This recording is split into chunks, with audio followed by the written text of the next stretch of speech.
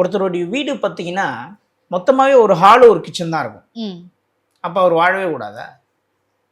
அப்போ அவர் இந்த சமூகத்தில் ஒதுக்கப்பட்டவரா இல்லை ஒடுக்கப்பட்டவரா? கிடையாது.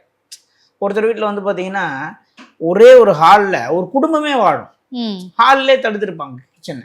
இப்போ இதுக்கெல்லாம் என்ன வாஸ்து சொல்லுவீங்க? வாஸ்துன்னா எப்படி அதை அணுகணுன்ற ஒரு மெத்தட் இருக்கு.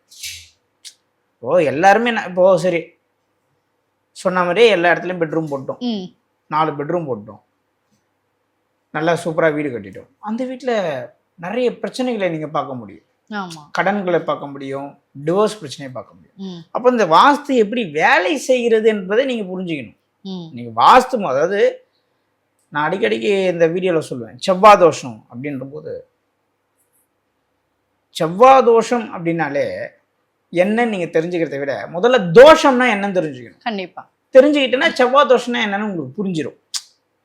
அதாவது ஒரு ஒரு ஒரு நீங்கள் ஒரு எக்ஸாம் போகிறீங்க, ஒரு 10 மார்க் கொஸ்டின் எழுதுறீங்கன்னா அதை ஃபுல்லாக மெக்கப் பண்ணி எழுதுகிற ஒரு கேட்டகரி ஸ்டூடெண்ட் இருப்பாங்க. அதை படித்து உள்வாங்கி அதோடைய எசன்ஸை மட்டும் புரிஞ்சுக்கிட்டு அவங்கள ரிலேட் பண்ணி கிரியேட் பண்ணி அந்த 10 மார்க் கொஸ்டின் எழுதுகிற ஸ்டூடெண்ட் ஒரு மாதிரி இருப்பாங்க. கண்டிப்பாக புரியுதுங்களா?